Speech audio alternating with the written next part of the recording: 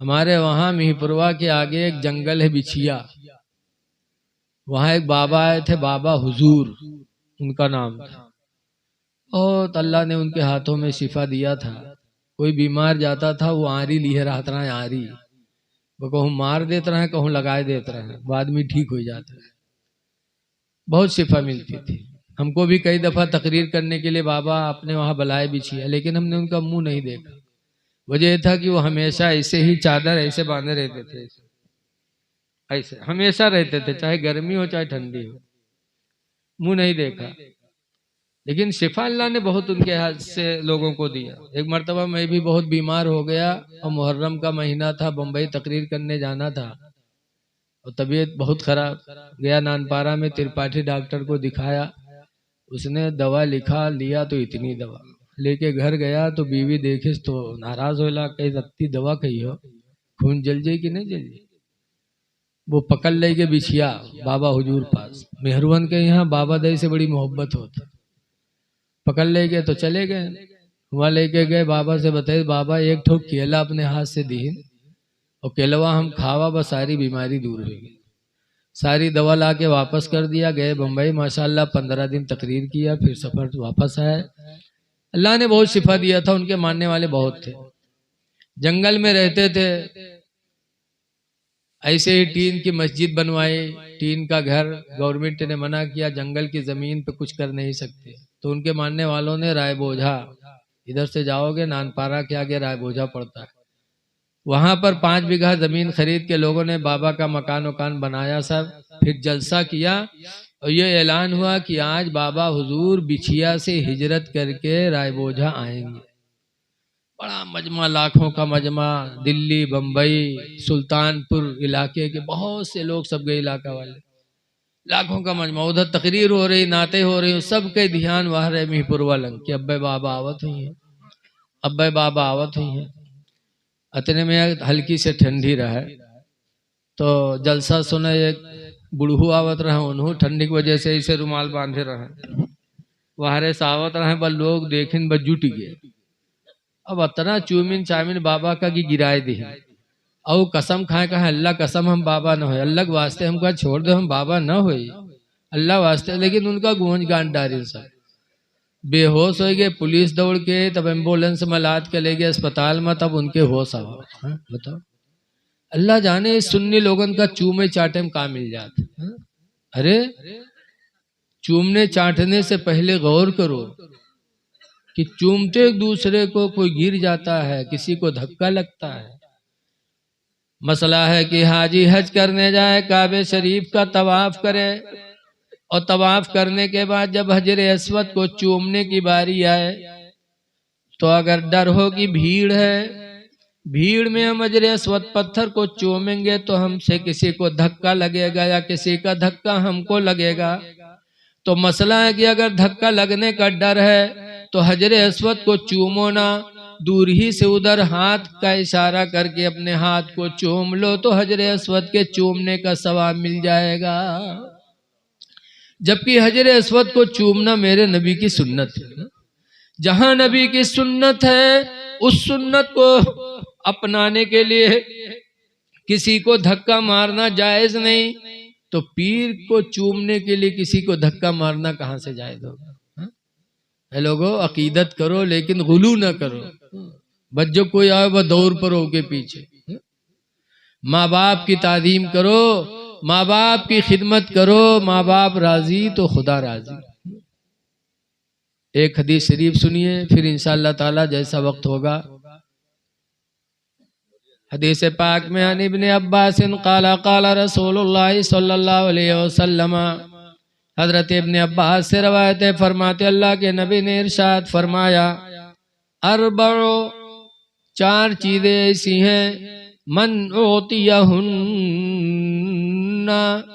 جن کو یہ 4 چیزیں دے دی گئیں، فقد اعطی خیر الدنیا والآخرہ، تو اس کو دنیا اور آخرت کے ساری بھلائیاں دے دی گئی۔ 4 چیزیں ایسی ہیں جن کو دے دی گئی تو دنیا آخرت کی بھلائی اسے مل گئی۔ وہ 4 چیزیں کون ہیں؟ نمبر 1 پر حضور فرماتے قلب شاکر، شکر ادا کرنے والا دل جس کو مل گیا، اللہ نے دل سب کو دیا، بغیر دل کے کوئی نہیں ہے، لیکن سب سے بہتر بھلائی اس کو ملی جس کا دل شکر ادا کرنے والا، اللہ کا شکر ادا کرنا۔ اور اللہ کے شکر ادا کرنے کا سب سے بہتر طریقہ ہے پنجگانہ نماز کی پابندی کرنا، اس سے بہتر شکر کوئی نہیں۔ شکر ادا کرنے والا دل، آج ہماری نمازیں چھوٹ رہی ہیں۔ یاد رکھو حدیث پاک میں نماز کو نشانی بتائی گئی، کاہے کی؟ حدیث میں بین الایمان والکفر ترک الصلاۃ، ایمان اور کفر کے درمیان میں فرق کرنے والی اگر کوئی چیز ہے تو وہ نماز ہے۔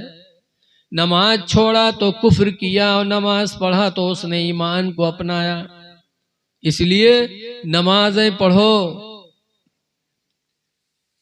خدا جانے کس وقت بلاوا آ جائے، کس وقت بلاوا آ جائے۔ اللہ کی نعمتوں کا شکر ادا کرو۔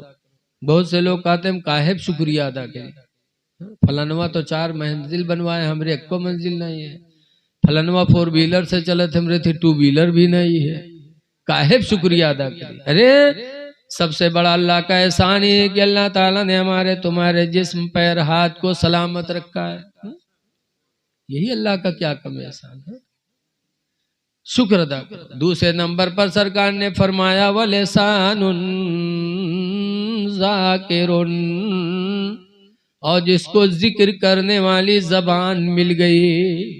زبان سب کے پاس ہے، لیکن جس کے زبان سے ذکر الہی ہو۔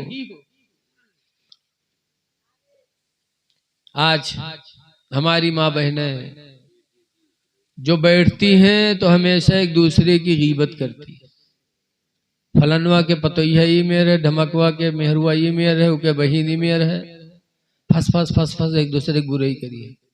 اور کہوں اگر پکڑ گئی ساکھی شہادم بلائی گئی کہ تم کاہے کے برائی کیا رہا، تو کہیں کوڑیہائی جی ہم بولبے نہیں کیا رہا، فوراً کہ ہم کوڑیہائی جی ہم کہوے نہیں کیا رہا، آنکھیں پھٹ جائے ہم تو ان کو بولبے نہیں کیا، بہت بڑی جھٹن ہوتی۔ ہمارے یہاں مدرسہ عزیز العلوم نانپارہ کے پاس سوناروں کی دکان ہے غیر مسلموں کی، اکثر نقاب والی عورتیں آئیں گی پرس ٹانگ ٹانگ کے اور سامان لیں گی۔ ایک مرتبہ ایک نقاب والی عورت سونار سے کہ دھکا دیکھا وہ 200 سامان نکالے لا، وہ ایک سونے کی انگوٹھی اٹھا کے پرس میں گپ سے دے لی۔ اب وہ جب گنیس تو دیکھی سے ایک انگوٹھی کم، تو کہتے ایک انگوٹھی کم ہے، کہتے بھئی ہم نہیں جانے تھے، کہنا تمہارے علاوہ کس نے لیا، کہیں بھئی آنکھیں پھٹ جائے ہم نہیں لیا بھیا، کہیں دینا پڑے گا تم کو، تمہارے پاس ہے، لیا کس نے، کوئی تھا نہیں، تم کو دینا پڑے گا، نہیں دو گی تو ہم ابھی تم کو ننگا کر دیں گے، انگوٹھی تمہارے پاس ہے۔ جب وہ سونار اتنا سخت ہوا تب مجبور ہو کر کے اس نے پرس سے نکالا۔ یہ کیا طریقہ ہے؟ یہ اسلام کی بھی توہین ہے، مسلمانوں کی بھی توہین ہے۔ پس ٹانگ ٹانگ کے چلی ہے مارکیٹ میں ہی ہے۔ اے میری ماں بہنوں، حدیث پاک میں تو ہے وَلَا تَحْجُرْهَا إِلَّا فِي الْبَيْتِ، حضور فرماتے بیوی کو گھر کے علاوہ کہیں تنہائی میں نہ چھوڑو، گھر میں بیوی کو تنہا چھوڑ سکتے ہو، باقی کہیں تنہا نہ چھوڑو۔ یہاں مارکیٹ میں اکیلے ٹہرا تھا پرس ٹانگ ٹانگ کے، تو پھر نبی کی سنت کے خلاف ہوا کہ نہیں ہوا؟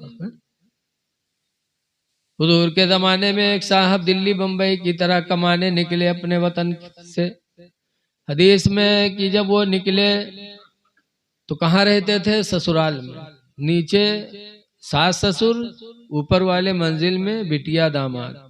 داماد صاحب نکلے تو انہوں نے اپنی بیوی سے کہا، حدیث میں فقال لزوجته، تو انہوں نے اپنی بیوی سے کہا لا تنزلی من العلو الى السفل، اے میری بیوی تم اوپر سے نیچے نہ اترنا، حتی ارجع من سفرنا، جب تک کہ میں سفر سے واپس نہ آ جاؤں، جا رہا ہوں باہر، جب تک آؤں گا نہ نیچے نہ اترنا۔ اب آج ہم لوگ جائے تھے دلی بمبئی تو کہاں کہے تھے کھتوا دیکھے رہے رے چر نہ جائے، بھینسیاں دیکھے بھینسیاں جانے رہے، جب یہ سب وصیت کہہ کے جو تو مہروا گھر میں کہاں رہی بیچاری، وہ منع کر کے چلے گئے۔ نیچے اس کا باپ تھا، حدیث میں فمرض ابوہا، تو اس لڑکی کا باپ بیمار ہوا۔ جب بیمار ہوا لڑکی نے سنا اوپر، تو شوہر منع کر کے گیا تھا۔ جب سنا تو حدیث میں ارسلت امرأۃ الی رسول اللہ، تو اس نے ایک عورت کو حضور کے پاس بھیجا کہ جا کے مسئلہ پوچھو کہ شوہر منع کر کے گئے تھے، باپ بیمار ہو گیا، اسی صورت میں باپ کے علاج کے لیے نیچے اتر سکتی ہوں کہ نہیں؟ حدیث میں فقال رسول اللہ لا حتی تطیع لزوجک، سرکار نے فرمایا نہیں اس سے کہہ دو کہ وہ اپنے شوہر کی فرما برداری کرے، اس سے کہو کہ تو اپنے شوہر کی فرما برداری کر۔ نہیں اتری، باپ کا علاج ہوتا رہا، لیکن حدیث میں فَاسْتَدَّ مَرْضُ أَبِيهَا، تو اس کے باپ کی بیماری اور بڑھ گئی۔ جب باپ اور بیمار ہوا، حدیث میں ثُمَّ أَرْسَلَتْ امْرَأَةً إِلَىٰ رسول اللہ، پھر اس نے ایک عورت کو حضور کے پاس بھیجا کہ جاؤ پوچھو کہ باپ کی طبیعت بگڑ رہی ہے اور کیا نیچے اتر سکتے ہو کہ نہیں؟ تو حضور نے پھر وہی بات بتائی، نہیں جا کے کہہ دو کہ تو اپنے شوہر کی فرما برداری کر۔ نہیں اتری، لکھا ہے کہ کچھ دنوں کے بعد حتی مات ابوہا، یہاں تک کہ اس کے باپ کا انتقال ہو گیا۔ جب باپ کا انتقال ہو گیا فَثُمَّ أَرْسَلَتْ امْرَأَةً إِلَىٰ رسول اللہ،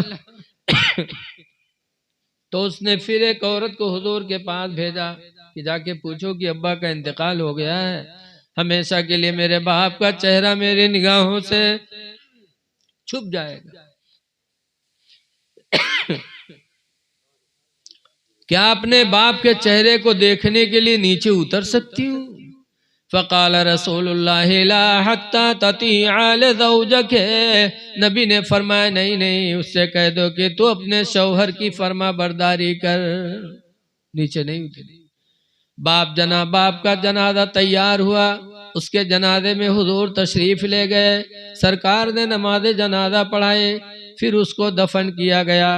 جب مٹی ہو رہی تھی، دفنایا جا رہا تھا، تب غیبی آواز آئی ہے قد غفرتہ بحسنات بنتہ، میں نے اس کو اس کی لڑکی کے نیکیوں کے وسیلے سے میں نے بخش دیا۔ حضور مسکرا کے فرماتے ہیں لوگوں دیکھو آج وہ خوش نصیب دنیا سے جا رہا ہے کہ اپنے اعمال کی وجہ سے نہیں بلکہ اپنی لڑکی کے نیکیوں کے وسیلے سے بخشا جا رہا ہے۔ اے لوگو، اے میری ماں بہنوں، ایسی عورتیں تھیں کہ اپنے گھروں میں رہتی تھیں، باپ کا انتقال ہو رہا ہے لیکن شوہر کے کہنے کے مطابق نہیں نکلی، لیکن اس کا صلہ کیا ملا کہ باپ بھی بخش دیا گیا، اور انشاءاللہ لڑکی کی آخرت بھی بہتر ہی ہوگی۔ تو